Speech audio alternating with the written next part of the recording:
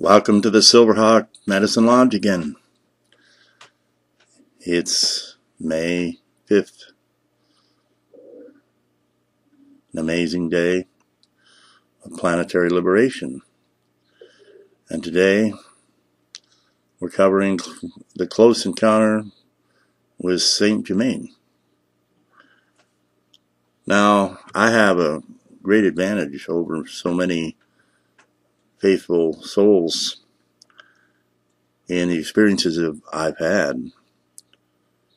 I have gone beyond belief or faith into knowledge, where the reality of the Federation of Light, the Galactic Federation, is concerned. With my close encounter, I don't have to simply reside in trust and faith. I've experienced it with my own eyes and being, and so too with the Ascended Master, Saint Germain.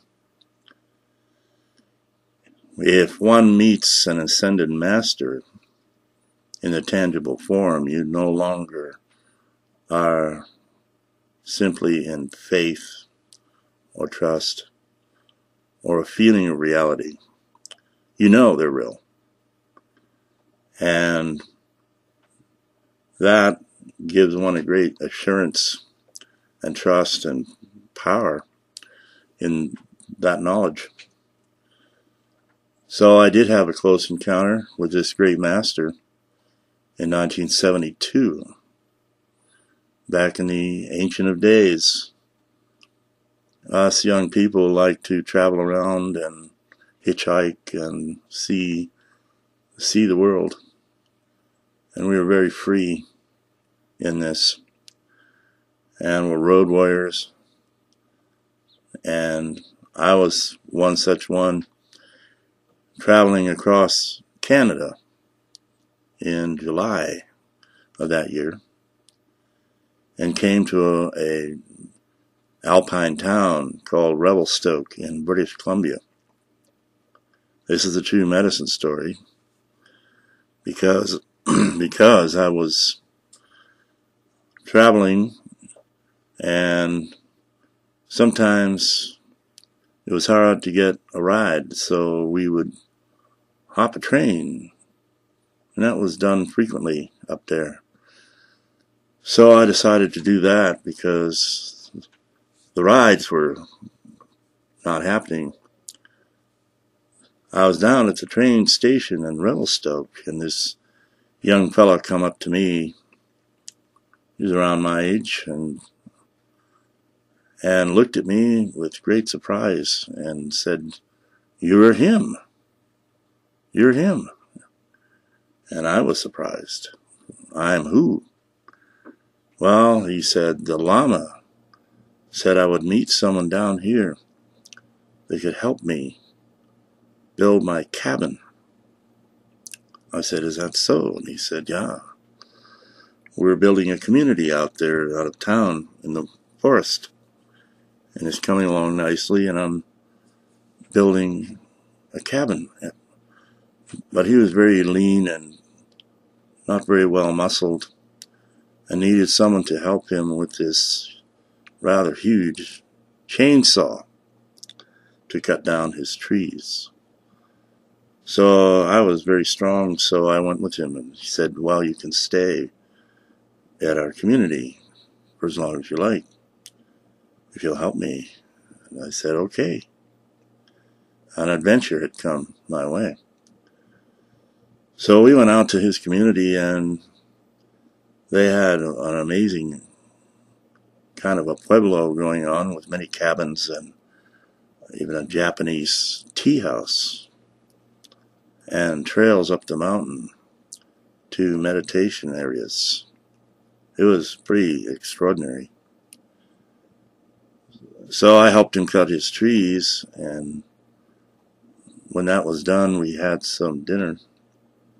And then he invited me to meet the Lama.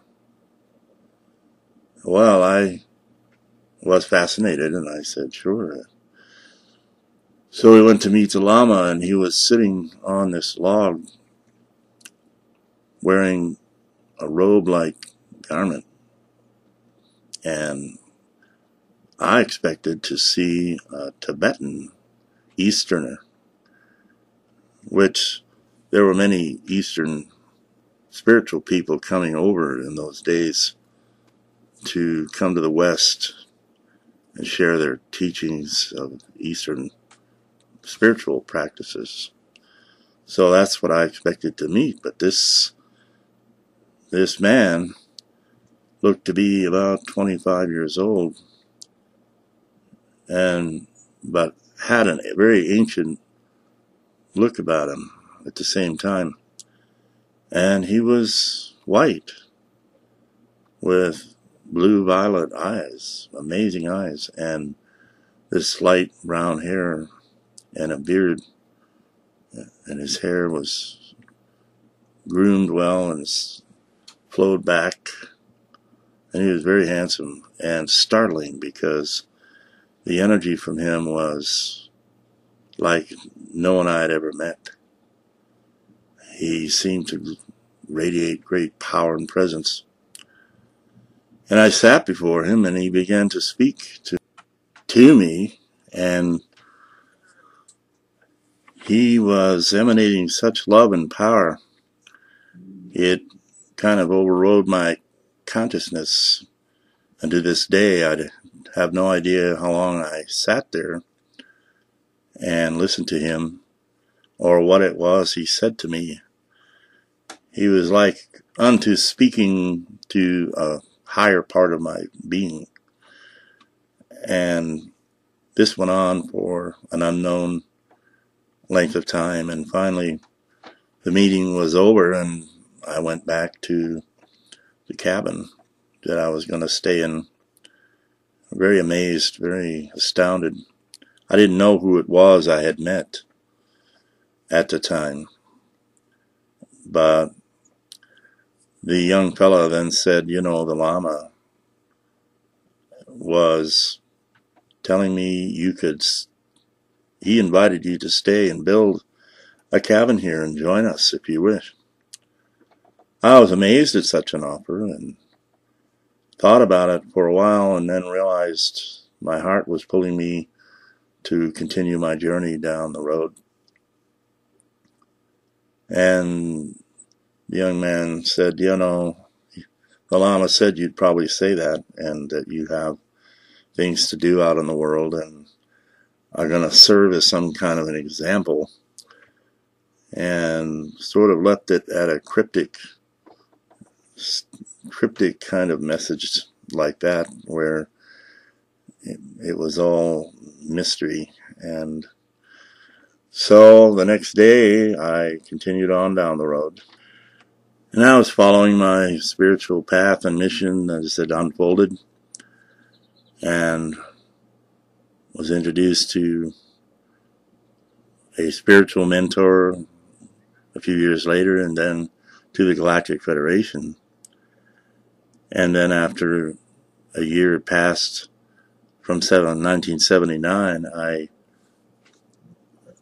ran into the teachings of Saint Germain and saw his picture. He was the very being I had met long ago in the wilderness of British Columbia.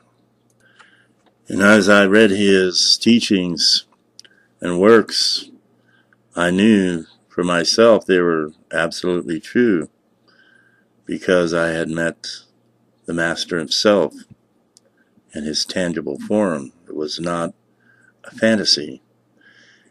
And I also met others along the way that had met him tangibly as well, and confirmed for me his reality. And they had the same kind of magical pop-up kind of experience. And there he was, all of a sudden. So this is very true, this realm of the ascension and the people and beings that live at that high level of being. And I can confirm for everyone that this is true, because there is no denying what you have seen with your own eyes and felt with your own heart.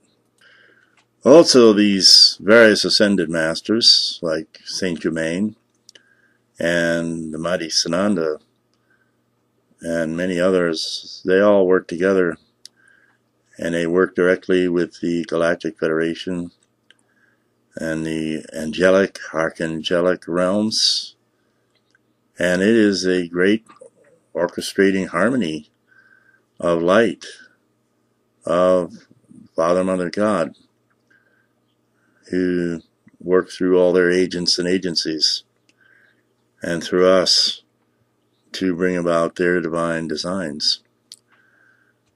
So one needn't doubt this at all, and one day in the more glorious future coming, the ascension and the ascended masters are likely to become much closer to us and much more real to us as we rise towards that glorious destiny ourselves.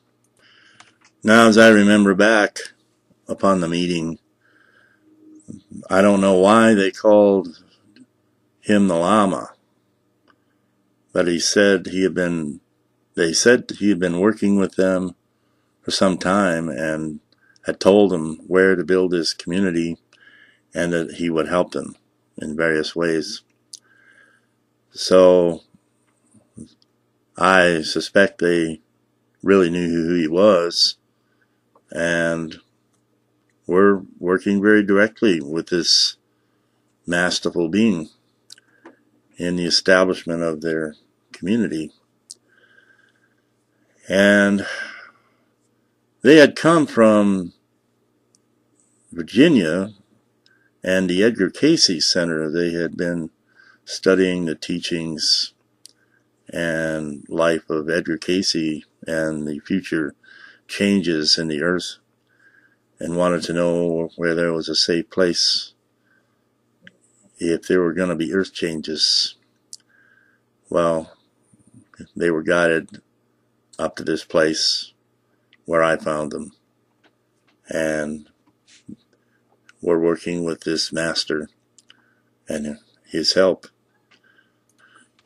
So in sharing my experience, I can confirm for everyone the truth and reality of these great beings and the Federation, the higher realms of life, and the multidimensional nature of the universe.